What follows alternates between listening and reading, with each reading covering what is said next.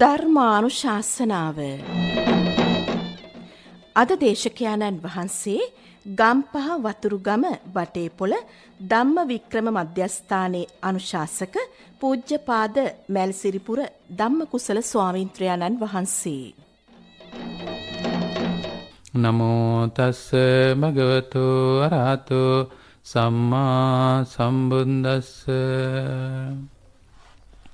සද්ධා බුද්ධ සම්පන්න වාසනාවන්ත පින්නතුනේ පින්නතියනේ, මේ පින්නතුන් සූදානම් වෙන්නේ ඒ උතුම් වූ භාගතුන් වහන්සේ විසින් දේශනා කරපු ධර්මයේ බිඳක් තමන්ගේ ජීවිතයට එකතු කරගන්න.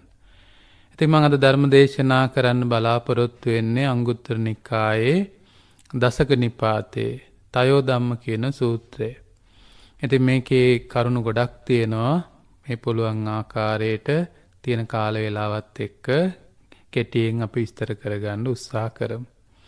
ඒතර දන්නවා අංගුත්තර නිකායේ කාරණා එකින් එක ඒක නිපාතය කියලා කියන්නේ එක තියෙන කරුණු. දැන් මේක දසක නිපාතේ. එහෙනම් දසක නිපාතයේ තියෙන කරුණු 10. ඉතින් දසක නිපාතයේ තියෙන සූත්‍ර දේශනාවක් ඉතින් කරුණු 10ක් තියෙනවා. ඉතින් මේ කරුණු 10 ඇත්තටම එක කරුණු 3 බැගින් තමයි මේ 10 බෙදලා තියෙන්නේ. එහෙනම් තමයි තයෝ ධම්ම කියලා කියන්නේ කරුණු 3 බැගින්. තයෝ කියන්නේ 3කටනේ. ඉතින් මේකේ ඊටා වැදගත් වෙන කාරණාවක් වෙනවා පින්නතුනේ. භාගතුන් වහන්සේ නමක් ලෝකේ පහළ වෙන්නේ නැහැ කියලා කියනවා. මෙන්න මේ කාරණා 3 නැත්තම්. භාගතුන් වහන්සේ නමක් ලෝකේ පහළ වෙන්න නම් මේ කාරණා 3 තිබිය යුතුමයි. ඒ තමයි ජාති, ජරා, මරණ කියන මේ කාරණා 3. ජාති, ජරා, මරණ. මේ කරුණු 3 නැත්තම්, එතකොට ඒ කාරණා 3 නැත්තම් මේ භාග්‍යතුන් වහන්සේ නමක් ලෝකේ පහළ වෙන්නේ නැති බව දේශනා කරනවා. මේ ධර්ම විනය ලෝකේ ඇති වෙන්නේ නැති බව දේශනා කරනවා. එතකොට ඒ නිසා භාග්‍යතුන් වහන්සේ නමක් ලෝකේ පහළ වෙන්න ප්‍රධානතම හේතු වෙන්නේ මෙන්න මේ ජාති, ජරා, මරණ කියන කාරණාව. ඒතර අපි දන්නවා භාග්‍යතුන් වහන්සේ පළවෙනිම ආර්ය සත්‍ය විදිහට පෙන්වන්නේ මොකද්ද? දුක්ඛ ආර්ය සත්‍ය. දුකනේ පෙන්වන්නේ. ඒතර දුකේ තමයි මේ කොටස් ටික තියෙන්නේ. මොකද්ද? ජාති, ජරා, මරණ. අනිත් ඒවාත් තියෙනවා ප්‍රධාන 3. දැන් ඔකනේ පටිච්චසමුප්පාදේ තියෙන ජාතිපච්චය ජරා මරණං කියලා තියෙන්නේ. එතකොට අපි දන්නවා මේ ජාති, ජරා, මරණ කියන කාරණාව ඉපදීම, ජරාවටපත් වීම, මරණය, ලෙඩවීමක් තියෙනවා ඒත් එක්කම.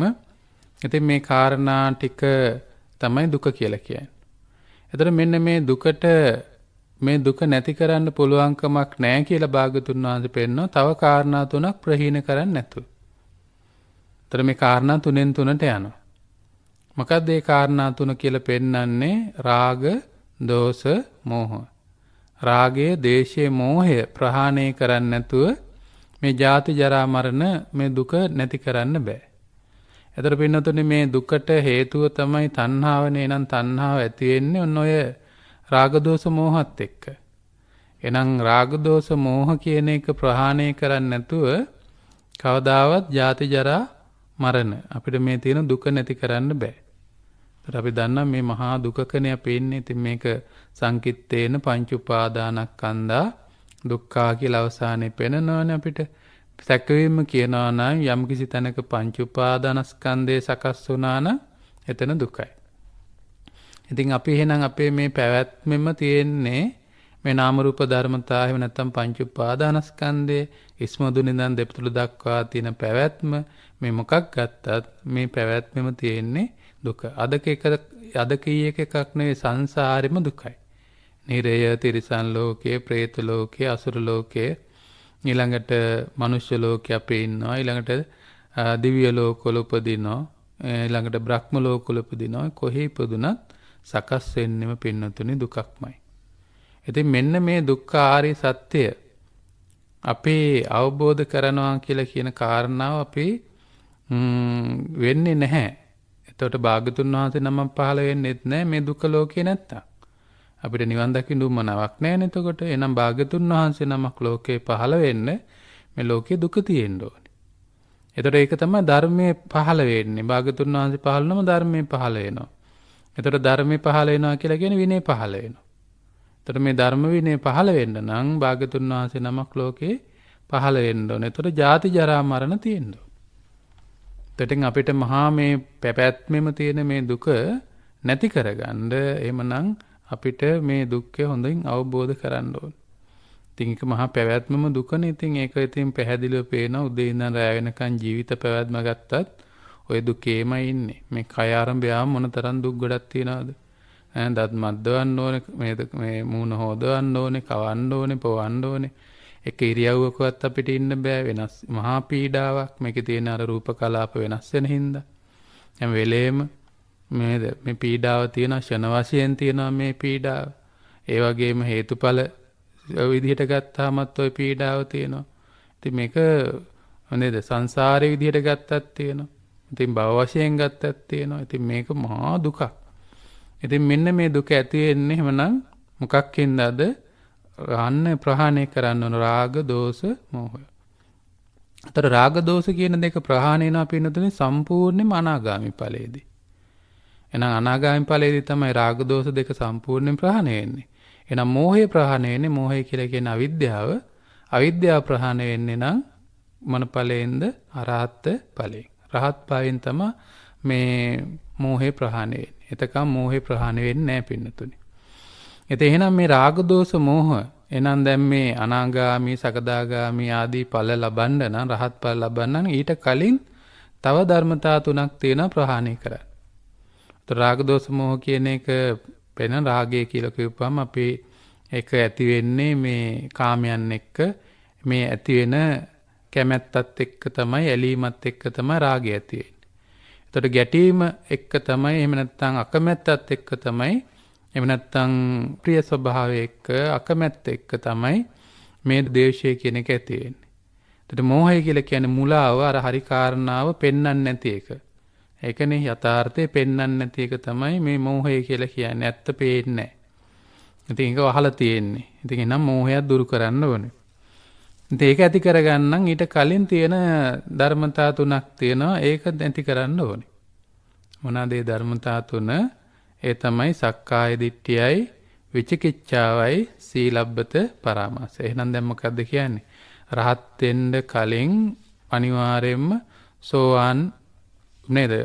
අනාගාමි වෙන්න ඕනේ. අනාගාමි වෙන්න කලින් සකදාගාමි වෙන්න ඕනේ. එහෙනම් සකදාගාමි වෙන්න කලින් සෝවාන් වෙන්න ඕනේ. ඒකයි මේ කියන්නේ. ඉතින් මේ භාගතුන් වහන්සේගේ ධර්මය අහලා අරහත්ත්වයටපත් වුණා කිව්වට එකපාරටම කවුරුවත් අරහත් වෙන්නේ නැහැ. ওই මගපල අතර පොඩි හරි වෙලාවක් ගත කළ දෙන ධර්ම දේශන අවසානයේ අරහත්ත්වයටපත් වුණා කියලා සඳහන් වෙනවා. එහෙනම් ඒ කොහොමද වෙලා තියෙන්නේ? සෝවාන් වෙලා ඊළඟට සකදාගාමි වෙලා ඊළඟට අනාගාමි වෙලා ඊළඟට කෙටි කාලයක් වෙන්න පුළුවන් අරහත්ත්වයටපත් වෙලා දිනේ මගපල ලැබලමයි. එහෙනම් ඔන්න පළවෙනි මගපල ලැබෙන අවස්ථාව තමයි එහෙනම් ඔන්න ප්‍රහාණය කරේ නැත්නම් ඒ කියන්නේ සක්කාය දිට්ඨියයි විචිකිච්ඡාවයි සීලබ්බත පරාමාසයයි. ඒ කියන්නේ මේ පංච උපාදානස්කන්ධ පැවැත්ම මේ අපේ පැවැත්ම මම මගේ කියලා ගන්න දැඩිභාවය කැඩුවේ නැත්නම් මෙතෙන් එන්න බෑ. ඉතින් ඒක කඩන්නම් අපි අනිවාර්යයෙන්ම මේක තව විස්තර කරලා මේක බලන්න ඕනේ. ඉතින් මේක කඩන්න මේ නාම රූප ධර්මතාවල යථාර්ථය බලන්න ඕනේ. එතකොට මොකද්ද මේකේ යථාර්ථය? මේ කය කියලා කියන මේ රූපය ධාතු වලින් හැදිලා තියෙන්නේ. ඒවා එකිනෙකට ප්‍රත්‍ය වෙලා තියෙන්නේ. ඉතින් ප්‍රත්‍ය වෙලා තියෙන රූපය මොකද වෙන්නේ? ඒවා හැම වෙලේම හේතු ඇති වෙනකොට ඇති වෙනවා, නැති වෙනකොට නැති වෙනවා. එහෙනම් අනිත්‍ය ස්වභාවයෙන් යුක්තයි. ඒ වගේම මේක මහ පීඩාවක් ඇති වෙන පැවැත්මක් තියෙන මෙතන දුක්ඛ ස්වභාවයෙන් යුක්තයි. තමන්ගේ කන්ට්‍රෝල් එකක් නැහැ, පාලනයක් නැහැ. තමන්ට ඕන විදිහට පවතින්නේ නැහැ එකක්වත්. ඒක තමයි අනත්ත් ස්වභාවයෙන් යුක්තයි කියලා කියන්නේ. ඉතින් මේක තේරෙන්න මේ නාම රූප ධර්මතා මගේ කියලා ගන්නෙ නෑ. හිතත් එහෙමනේ. මේ හිතේ තියෙන වේදනා, සංඥා, සංකාර, විඥාන ටිකත් ওই ටිකමයි. ඒවත් ඔක්කොම වෙනස් වෙන ධර්මතා තියෙන. මගේ කියලා මම කියලා ගන්න බැරුව යනවා. එතකොට පින්නතුනේ එහෙනම් මෙන්න මේ කාරණාව තේරුම් ගත්තාම සක්කාය දිට්ඨිය කැඩෙනවා. ඉතින් මෙන්න මේ විචිකිච්ඡාව විචිකිච්ඡාව කියන එක ඊළඟ කාරණා පෙන්නනවා. මේ කාරණා තුනේ විචිකිච්ඡාව කියන්නේ මේ භාගතුන් වහන්සේ ගැන, ධර්මය ගැන, සංඝයා ගැන, ඒ වගේම ආර්ය අෂ්ටාංග මාර්ගය ගැන, පටිච්ච සමුප්පාදය ගැන, ප්‍රතිපදාව ගැන, මාර්ගය ගැන සැකයක් තියෙනවා නම් ඒකට කියනවා මොකද්ද? විචිකිච්ඡාව. ඉතින් එහෙම සැකයක් තියාගෙන ඉස්සරහට යන්න බෑනේ. නම් සැකේ නැති වෙන්නත් ඕනේ. ඊළඟ තමයි සීලබ්බත පරාමාසය කියලා කියන්නේ. ඒක කැඩෙන්නත් ඕනේ. ඒතර සීල වෘත කියපුවාම අර මිත්‍යා දෘෂ්ටික ආකාරයෙන් රකින්න සීල වෘත තියෙනවා. ඒවෙන් කොහොමද නිවන් දකින්න බෑනේ. ඉස්සර ඉඳලා තියෙනවා බල්ලෙක් වගේ ඉඳලා තියෙනවා, හරකෙක් වගේ ඉඳලා තියෙනවා. ඒව නිවන් දකින්න පුළුවන් එකක් නෙවෙයි. දුෂ්කර ක්‍රියාත් කරා බෝසතාණන් වහන්සේ නිවන් දකින්න බෑ. ඉතින් ගැඹුරින් ගත්තාම පින්නතුනේ අපි මොකක් හරි අනාගතයේ වේදනාවක් අල්ලගෙන අපි භවයක්ේ පතලා තියෙනවා නම් අන්න ඒ දෙයින්වත් අපිට එහෙම නිවන් දකින්න බෑ ඒ වෘතයෙන්වත්.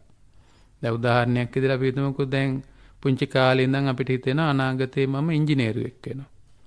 එතකොට මං ඉංජිනේරුවෙක් වෙන්න නේද අපේ සීලය අපි සම්පාදනය කරගන්නේ. ඉස්කෝලේ යනවා, මේවා කරනවා, පන්ති යනවා, ඔක්කොම කරන්නේ කොහේ යන්නද? නිවන් දකින්නද නැත්නම් ඉංජිනේරුවෙක් වෙන්නද? ගණකාධිකාරියෙක් වෙන්න පුළුවන් කවුරු හරි කෙනෙක්.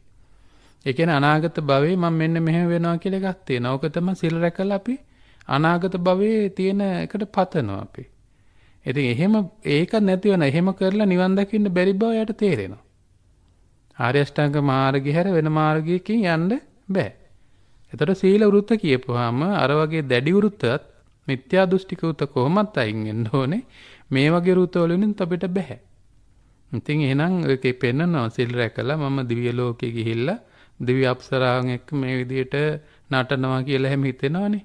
එහෙනම් මේ වගේ සැප විඳිනවා. ඒ කියන්නේ අර අනාගතයේ භවයට ඇලීමක් තියෙනවා. ඉතින් එහෙනම් ආයක ඒ සිල් රැකලා නමුත් අපේ ඔයගොල්ලෝගේ සීලය කියපුවම ෘතේ කියපුවම ඔය රස්සාව කියන්නේත් ඒක තමයි. ඒක අර අනාගත භවයේ මම මෙහෙම වෙනවා ඉගෙන ගන්නවා කියන තැනක් තියෙන එක තමයි. එතකොට ඒක පේනවා ඒ වගේ නිවන් දකින්න බැරි බව Tamanට පේනවා මේකේ. ආර්ය අෂ්ටාංග මාර්ගය විතරයි. එතකොට මේ විදිහට පෙන්නතුනේ එයාට සක්කාය දිට්ඨි විචිකිච්ඡා සීලබ්බත පරාමාසයේ කඩන්න බෑ කියලා කියන භාග්‍යතුන් වහන්සේ මෙන්න මේ කරුණු තුන අයින් කරන්නේ නැතුව තව කරුණු තුනක් පෙන්නනවා. දැන් පළවෙනි කරුණ විදිහට පෙන්වන්නේ ජාති ජරා මරණ කියන කරුණු තුන නැති කරන්න නම් අපි අනිවාර්යයෙන්ම රාග දෝෂ මෝහ කියන කරුණු තුන අයින් කරන්න ඕන. රාග දෝෂ මෝහ කියන කරුණු තුන අයින් කරන නම් එහෙනම් සක්කාය දිට්ඨි විචිකිච්ඡා සීලබ්බත පරාමාස කියන මේ කරුණු තුන අයින් කරන්න. අන්නේ සක්කාය දිට්ඨි විචිකිච්ඡා සීලබ්බත පරාමාස කියන කරුණු තුන අයින් කරන්න ඕන තව පෙන්නනවා හතරවෙනි කරුණු තුන විදිහට අයෝනිසෝ මනසිකාරයයි කුම්මග්ග සේවනයයි මේ චිත්තයාගේ ලීනත්වයයි අයින් කරන්න ඕනේ කියලා.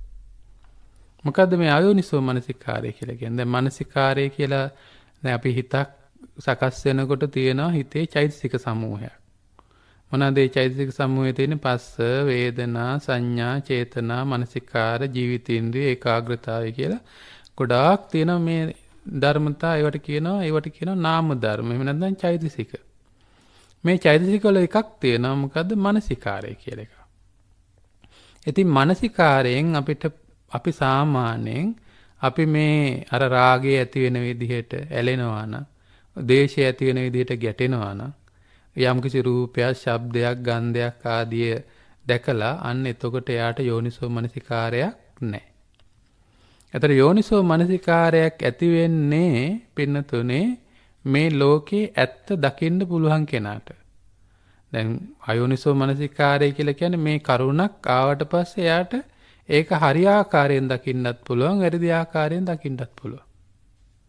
එහෙනම් දැන් මෙයාට හරි ආකාරයෙන් දකින්නවාද, වැරදි ආකාරයෙන් දකින්නවාද කියන එක තීරණය කරන්නේ එයා මොකද්ද කලින් මේක පුරුදු කරලා තියනවාද නැද්ද කියන කාරණාව. එතකොට එහෙනම් යෝනිසෝ මනසිකාරී උමනා වෙනවා. අයෝනිසෝ මනසිකාරී තියනවා නම් කරන්න බෑ. ඉතින් නිවන් දකින්න කැමති කෙනෙක් අනිවාර්යෙන් මේ ධර්මතා අයින් කරන්න ඕනේ. මොකද්ද? අයෝනිසෝ මනසිකාරය. රාග දෝෂ මෝහන අවසානයේ අයින් කරන් තියෙන්නේ. ඒ වගේම කුම්මග්ග සේවනය කියලා එකක් තියෙනවා. කුම්මග්ග සේවනය කියලා කියන්නේ වැරදි පාර. දැන් වැරදි පටිසේවනයක් තියෙනවා. ඒ කියන්නේ වැරදි ප්‍රතිපදාවක කෙනෙක් ඉන්නවා නම් ඒ වැරදි ප්‍රතිපදාවේ ඉන්න කෙනාටත් මේ ගමන යන්න පුළුවන් කමක් නැහැ. එතකොට ආර්ය අෂ්ටාංග මාර්ගය අපි දන්නවානේ සම්මා දිට්ඨි සම්මා සංකප්පාදී පාරක්නේ තියෙන්නේ. එහෙනම් මෙයා යනවා නම් මිත්‍යා දිට්ඨි මිච්ඡා සංකප්පාදී පාරක්. අන්න ඒකට කියනවා මොකද්ද? කුම්මග්ග පටිසේවන මාර්ගය. කියන්න බෑ. ඒකේ නිවන් දකින්න පුළුවන් එකක් නැහැ. එතකොට මොකද්ද මිත්‍යා දෘෂ්ටිය? මේ ලෝකය මේද ලෝකේ සැපයි කියලා හිතනවා. ඔන්න බලන්න මිත්‍යා දෘෂ්ටිය. මොකද්ද ලෝකයේ දුකනේ තියෙන්නේ. යා හිතනවා මොකද්ද ලෝකයේ සැපයි. එතකොට මේ රූපේ වගේ දේවල් ගත්තාම මේ කය වගේ දෙයක් ගත්තොත් මේක අසුබයි. යාට හිතනවා මේක මොකක් කියලාද? සුබයි කියලා. ඒ වගේ මේකේ දුක තියෙන්නේ සුඛයි කියලා හිතනවා. මේක අනිත්‍ය තියෙන්නේ. ඒ උනට හිතෙනවා නිට්ටයයි. ඒ වගේ මේක මගේ එක් කියලා එහෙම ගන්න බෑ. නමුත් හිතනවා මේක ඔක්කොම මගේ කියලා. අන්න පින්නතුනේ මේ කරුණ ටික ඒ විදිහට වැරදි දැක්මක යනවා නම් එයා යන්නේ කුම්මග්ග සේවනේ.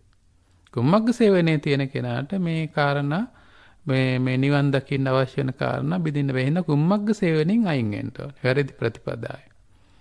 ඒ වගේම චිත්තයාගේ ලීනත්වය මේ චිත්තය හිත ලීනත්වයටපත් වෙනවා කියලා කියන්නේ මේ හිත දැන් අර එයාගේ හිත කර්මන්නේ වෙලා නැහැ.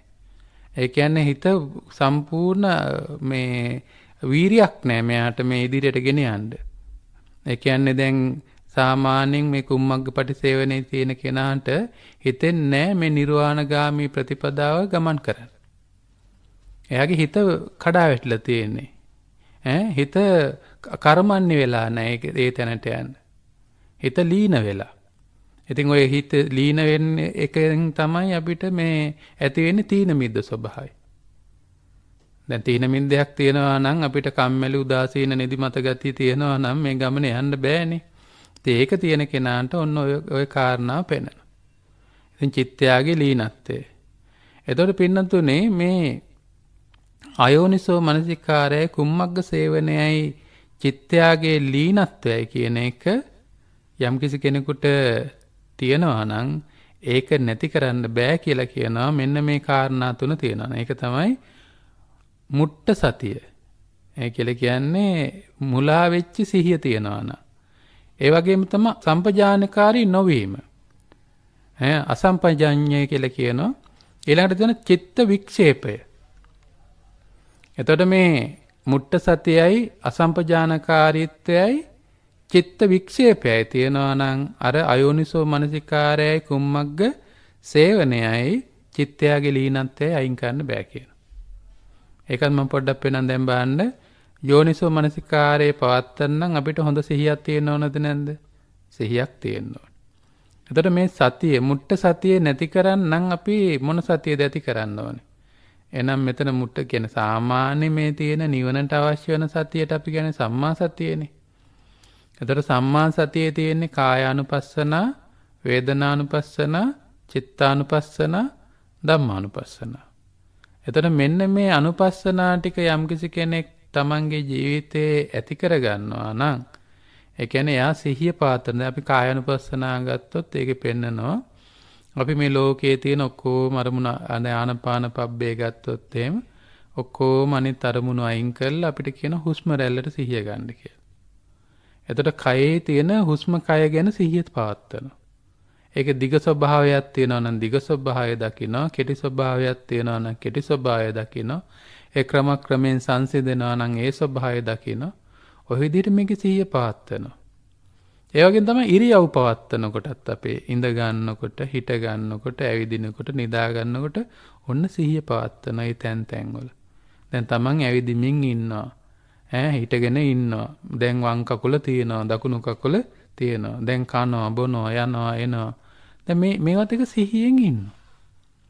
එතෙන් අර සිහියෙන් ඉන්න කෙනාට විතරයි එහෙනම් අර යෝනිසෝ මනසිකාරයට යන්න පුළුවන්. ඒ වගේම තමයි සිහියෙන් ඉන්න කෙනාට නුවණක් වෙනවා. ඒක තමයි මොකද සම්පජාන්නේ. දැන් අසම්පජාන්නේ අනිත් එක මොකද්ද? සම්පජාන්නේ. නුවණ එනවා.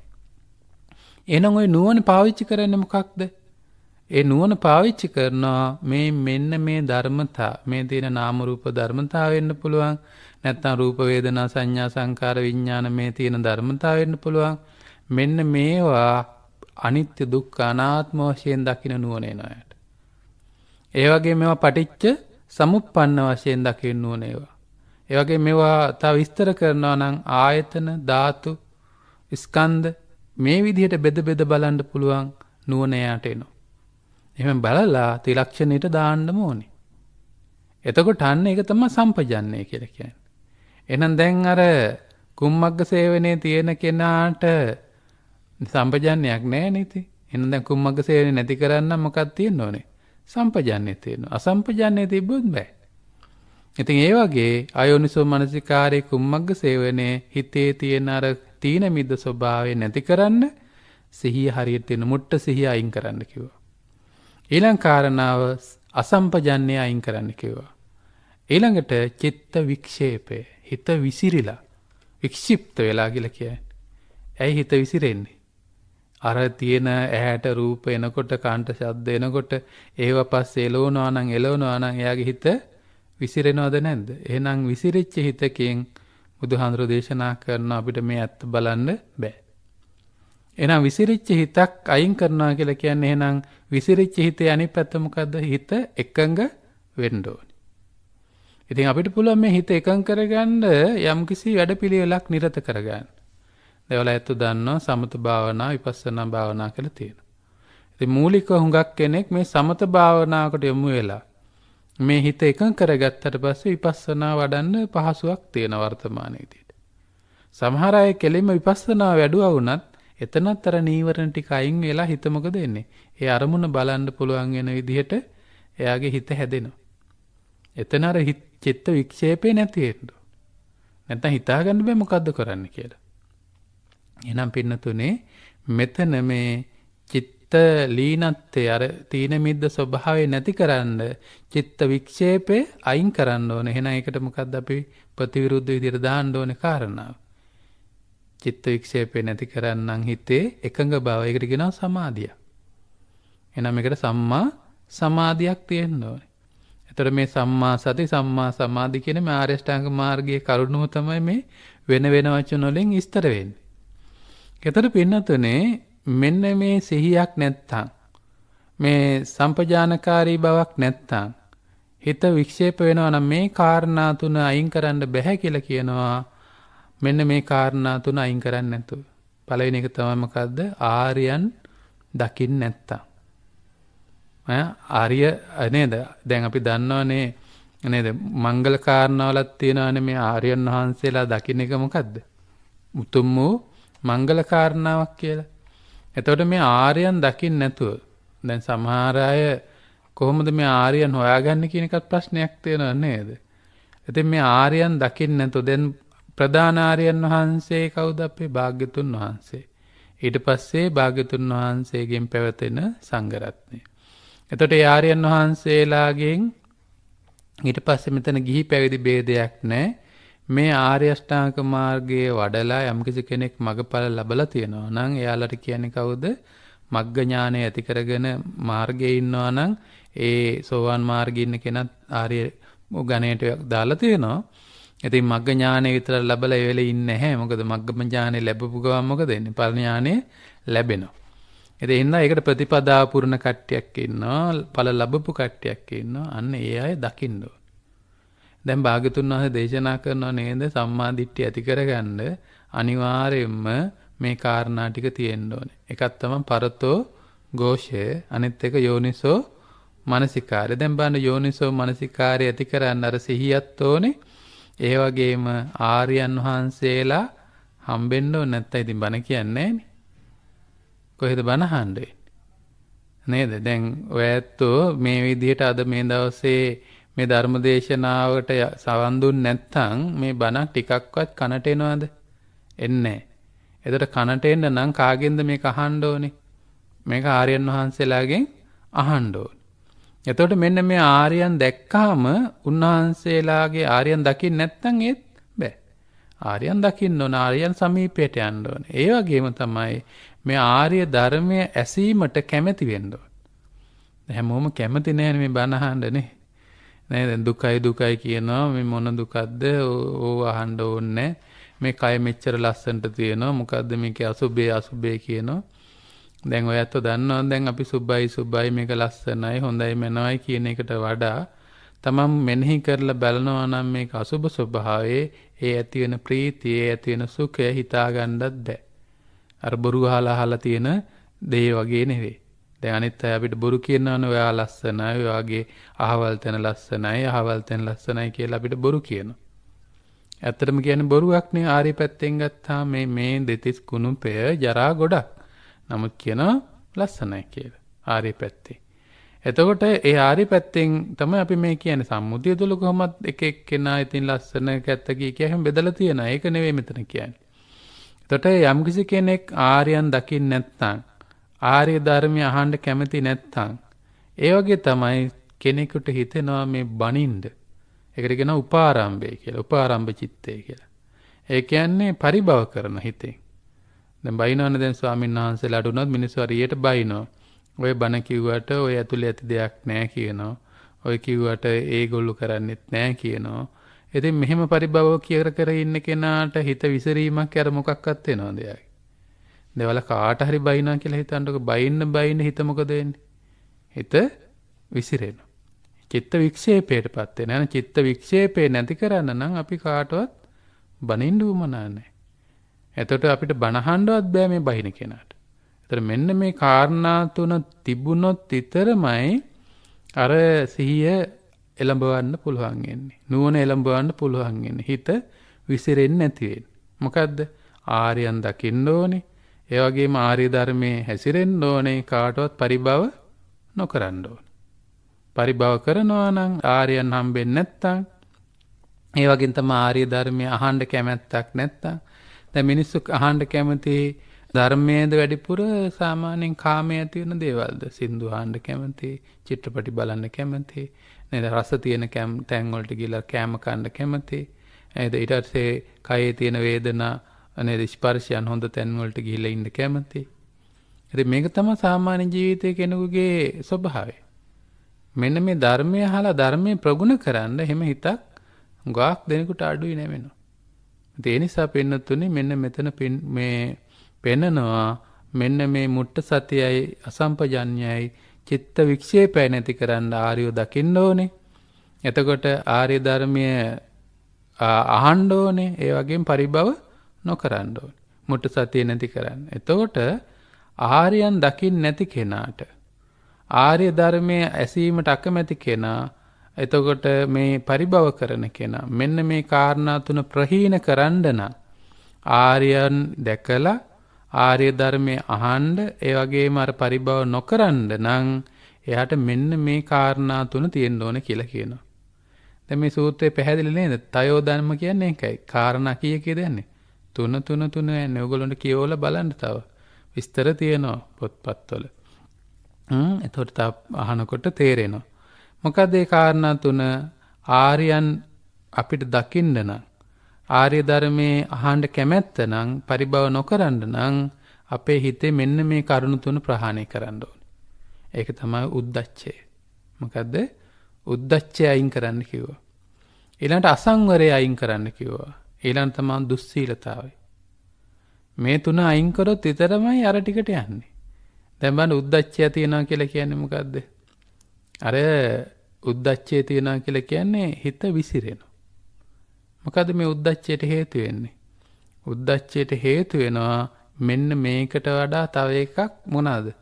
හොඳයි කියලා හිතෙන එක. දැන් අපිට ඒක හිතකවත් ඉන්න බැරුව තව එකකට පයින්නවනේ. ඇත්තටම අරහත්ත්වයේදී තමයි සම්පූර්ණ උද්දච්චය නැති වෙන්නේ. දැන් සාමාන්‍යයෙන් උද්දච්චය කියලා කියපුවම අර මහාන් තත්ත්වකම මෙයා හරි උද්දච්චය කියන එකේ සම්ප්‍රදායික තියෙන එක නෙවෙයි මේ පෙන්වන්නේ. මේ පෙන්වන්නේ උද්දච්චය කියලා කියන්නේ නීවරණ අහුරුණු ධර්මතාවයක්. ඒක කොච්චර බලවත්ද කියනවා නම් ප්‍රහාණය වෙන්නේ අරහත්ත්වයේදී. ඉතින් අර මූලික උද්දච්චය අපිට නීවරණ අයින් වෙනකොට ඒ උද්දච්චය එතනක් තියෙන උද්දච්ච කුක්කුච්ච කියලා තියෙනවානේ. එහෙනම් ඒ උද්දච්චය අයින් වෙන්න ඕනේ. නැත්තම් ඒ උද්දච්චය තියෙන කෙනෙකුට හිත විසිරිච්ච කෙනෙකුට ආර්යව දකින්න තියා හිතන්නත් බෑ. රූප පස්සේ යනවා, ශබ්ද පස්සේ යනවා. ඉතින් ඒව කාමයන් වලට තමයි යන්නේ. ඒ වගේ මේ එහෙම යන කෙනා අසංවරයි. මොකක්ද අසංවරේ? කය සංවර නැහැ, වචනේ සංවර නැහැ. යට හිත සංවර නැහැ. ඉතින් අසංවරතාවය තියෙන හින්දා ඉතින් මේ ආහාරය ධර්මය අහන්න කැමැත්තකුත් ඇති වෙන්නේ නැහැ. ඒ වගේම තමයි මෙයා දුසිල්. මොනවාද දුසිල් කියලා කියන්නේ? කයෙන් දුසිල් වෙනවා. හිතෙන් වචනෙන් දුසිල් වෙනවා. ත්‍රිවිධ දුස්චරිතය කියලා කියනවා. මොනවාද එයාගේ දුසිල්භාවය කියලා කිව්වම කායික දුසිල්භාවය තියෙනවා. වාචික දුසිල්භාවය තියෙනවා. කායික ගත්තාම ප්‍රාණඝාතය, අදත්තා දානය, කාමී වරදව හැසිරීම වගේ දේවල් කරනවා නම් එයාගේ දුසිල්භාවයක් තියෙනවා. ඒ වගේම අනිත් අය ගත්තොත් එහෙම වචනෙන් ගත්තොත් මුසාවාද, පරුසාවාච, පිසුනාවාච, සම්ප්‍රප්පලාප කියනවා නම් වචනේ දුසිල්භාවය තියෙනවා. ඒ වගේම මිච්ඡා දිට්ඨියක් තියෙනවා නම්, අවිජ්ජා ව්‍යාපාදයක් තියෙනවා නම් එයාගේ හිතේ දුසිල්භාවයකුත් තියෙනවා. අන්න ඒ දුසිල්භාවය තියෙනවා. ඒ ටික අයින් කරන්න ඕනේ මේ උද්දච්චය, අසංවරකම.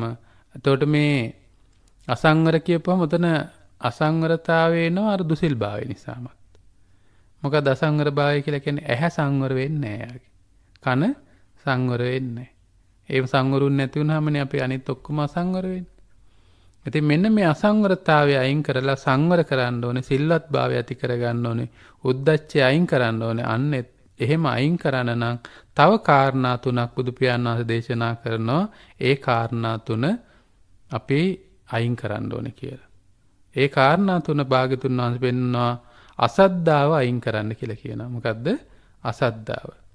ඊළඟට අවදඤ්ඤුතාවය කියලා එකක් තියෙනවා. මේක පොඩ්ඩක් කියලා දෙන්නම්. අවදඤ්ඤුතාවය කියලා කියන්නේ මොකද්ද කියන එක. ඊළඟට කෝසජ්ජය.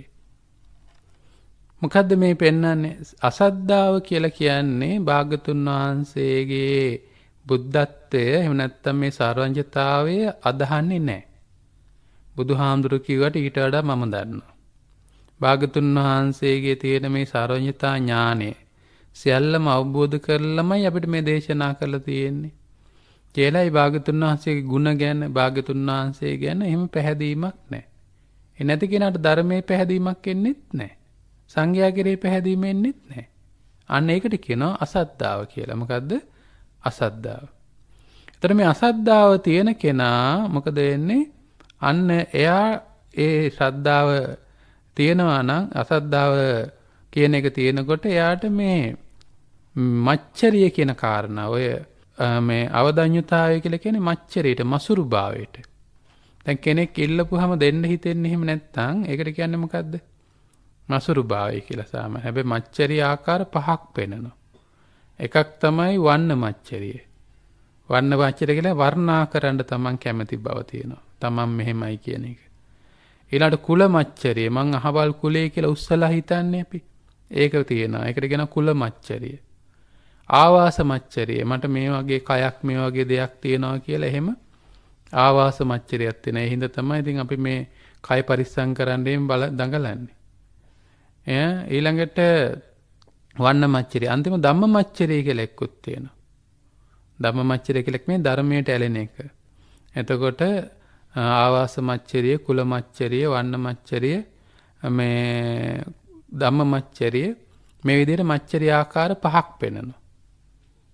එතකොට ලාභ මච්චරිය. තව එකක් තියෙනවා මොකද්ද? ලාභ මච්චරිය. ඉතින් මේ සරලව ගත්තොත් මච්චරිය කියලා කියන්නේ දෙන්න කැමති නැති කෙනෙක්. කොහොමද එයා දෙන්න කැමති නැත්නම් ගොඩ ගහ ගන්න කෙනෙක් නේද එයා?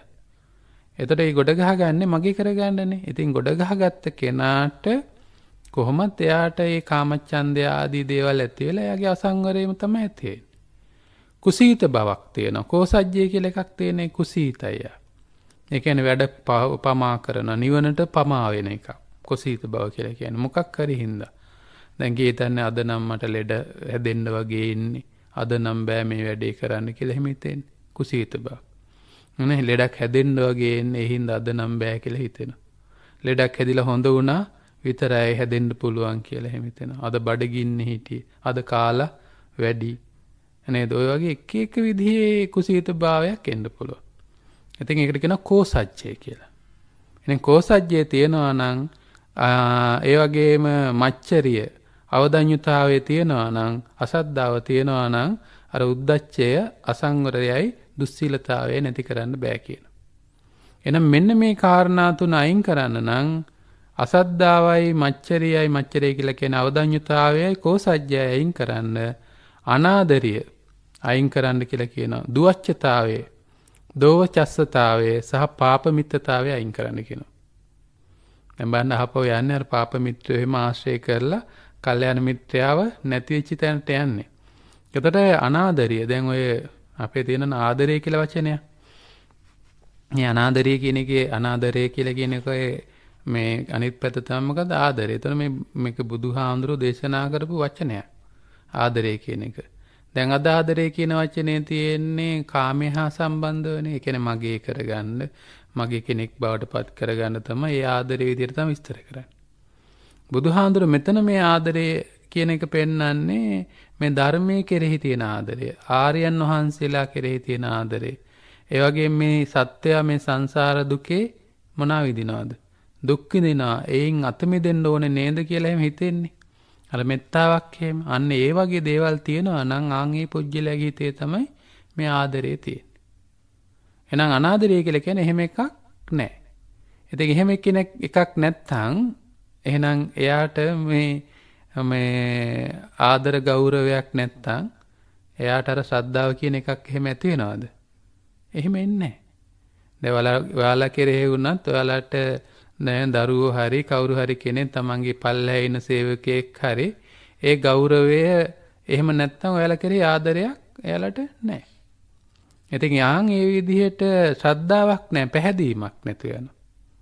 පැහැදීම ඇති වෙන නම් මොකක්ද තියෙන්න ඕනේ? අර ආදරය කියන එක තියෙන්න ඕනේ. එතකොට මේ දුවච්චතාවය නැති වෙන්න ඕනේ. මේ දෝවචස්සතාවය කියලා කියන්නේ දැන් අපි දන්නේ අර කරණීයමෙත තියෙන සූත්‍රයේ තියෙනනේ. සුවචෝ කියලා ගුණයක් තියෙනනේ. අන්නේ සුවච ගුණය තියෙන්න ඕනේ. ওই සුවච ගුණය ගැන ලොකු හොඳ ධර්මයක් තියෙනවා. තව සූත්‍ර දේශනාවක බලන්න පුළුවන් නම් ඒක මොග්ගලම් මහරහතන් වහන්සේ දේශනා කරනවා අනුමාන සූත්‍රය කියලා.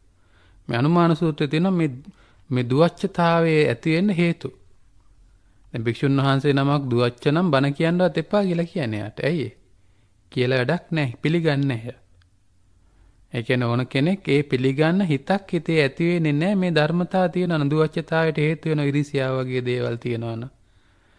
ඒ වගේම බද්ධ වෛරය තියෙනවනේ. ගුණමකුකම තියෙනවනේ. ඒ වගේ මක්කේ පලාසේ ඉරිසියාව මච්චරිය වගේ දේවල් තියෙනවනේ. ඒ වගේම අත්ුක්කංශන පරවම්බි තමන් උසස් කළ අනිත් අය පහත් කරනවා නම් ඔය වගේ කරුණු නිසා එයාට ඒක හිතෙන්නේ නැහැ. ඉතින් ඒ නිසා මේ දුවච්චතාවය කියන එක එයාට තියෙනවා නම් අන්න අර මසුරු භාවය එහෙම ඇති වෙනවා. ඒ වගේම පාප මිත්‍රයා. මොකද පාප මිත්‍රයා කියලා කියන්නේ කවුද? පාප මිත්‍රයා කියලා කියන්නේ පාප මිත්‍රතාවයේ තියෙනවා නම් ඒත් ඉස්සරහට යන්න බෑ. ඒ කියන්නේ අපි පවේම යොදවනවා. දුෂ්චරිතේම යොදවනවා. ඒකටමයි අනුබල දෙන්නේ. ඒකමයි කරන්න හදන්නේ. ඒ වගේ කෙනෙක්, ඒ වගේ කණ්ඩායමක් අපි අයින් කරන්න ඕනේ. නැත්තම් අපිට අර අසද්ධාව, මච්චරිය, කෝසජ්ජය වගේ ඒවා අයින් කරන්න පුළුවන් කමක් නැහැ. අන්න ඒවා අයින් කරන්නම් 10 වෙනි කාරණාව විදිහට පෙන්නනවා අහිරිකයයි, අනොත්ප්පයයි, ප්‍රමාදයයි අයින් කරන්න කියලා. අහිරිකය කියලා කියන්නේ පවට ලැජ්ජාව, ඒ වගේම අනොත්ප්පය කියන්නේ පවට බය. පවට බයයි, පයට ලැජ්ජාවයි. ප්‍රමාදය කියලා කියන්නේ පංචකාමයන්ට අහුවීම නිසා අපි සංසාරයේ නිවන කියන එක පැත්තක දැම්ම නම් එතන ඇති වෙන්නේ මොකද්ද? ප්‍රමාදය. ওই ප්‍රමාදය ඇති වෙන්නේ මෝහෙහිඳ, මෝඩකමින්ද, අවිද්‍යාවෙහිඳ. ඉතින් ඒ නිසා ප්‍රමාදය අයින් කරන්න කියලා කියනවා. ඉතින් මේ අහිරිකය කියලා කියන්නේ පවට ලැජ්ජාව බය. දැන් අපි උදාහරණයක් විදිහට අපි අරගෙන මේක අනිත් පැත්තට ධර්මයේ චූටි වෙලාවක් අපි බලමු. ඒ කියන්නේ අපිට හිරියොත්ප්ප තියෙන්න ඕනේ. මොකක්ද තියෙන්න ඕනේ? හිරියොත්ප්ප තියෙන්න ඕනේ. ඒ නිවනට ප්‍රමාද වෙන්නේ නැති වෙන්න ඕනේ. එතකොට තමයි අපිට අර ධර්මයේ කෙරෙහි ප්‍රසාදය ඇති කරගන්න ඒ ධර්මයට ආදරය ඇති වෙනවා. කල්යාණ මිත්‍රයන්ට ආදරය ඇති වෙනවා. එතකොට භාග්‍යතුන් වහන්සේ කෙරෙහි ශ්‍රද්ධාව ඇති වෙනවා. එතකොට අර දුවච්චතාවයේ හිතේ සුවච ගතිය ඇති වෙනකොට එයාගේ අර දෙන්න එහෙම කැමති. ඒව ඇති වෙනවා. පාප මිත්‍රතාවය නැති වුනහම පාප මිත්‍රයින්ද අපි නිවන්ට හැම වෙලෙම කුසීතයි. යන්නේ නැහැ. එහෙනම් කුසීත බවත් නැති වෙලා යනවා. ඒ හින්දා අර උද්දච්චය, අසංවරයේ, දුස්සීලතාවයේ වගේ දේවල් නැති වෙලා ආර්යයන් අපිට හම්බෙනවා ධර්මයේ අහන්න පුළුවන්කම තියෙනවා. ආර්යයන් හම්බෙලා ධර්මය අහනකොට පරිභව කරන්නේ නැහැ එයා. එයාගේ සිහිය, සතිය, සම්පජාන්නේ පිහිටනවා. හිත වික්ෂිප්ත වෙන්නේ හිත එකඟ වෙනවා. ඒ තුලින් යෝනිසෝ මනසිකාරයේ හරි පාර සම්මා දිට්ඨික පාර Tamanට වෙන හරි පාර කුම්මග්ග සේවනේ අයින් කරලා හිත පිබිදෙන්න පටන් ගන්නවා යන විරිය ඇති වෙනවා. ඒ තුලින් අපිට පුළුවන් සක්කාය දිට්ඨි විචිකිච්ඡා සීලබ්බත පරාමාස අයින් කරලා ඊට පස්සේ අර තවත් දියුණු කරලා රාග දෝෂ මොහ අයින් කරා නම් අන්න ජරා ජාති ජරා මරණ අයින් වෙනවා. ඉතින් මෙන්න මේ කාරණාව අයින් කරන්න. ඒකෙන් දැන් බලන්න මෙන්න මේ නිර්වාණය සඳහා එහෙම නැත්නම් මේ නිවන සඳහා කියන්නේ එකපාරට නිවන් දකින්න බෑ. කරුණ ගොඩාක් අයින් කර යන්න ඕනේ.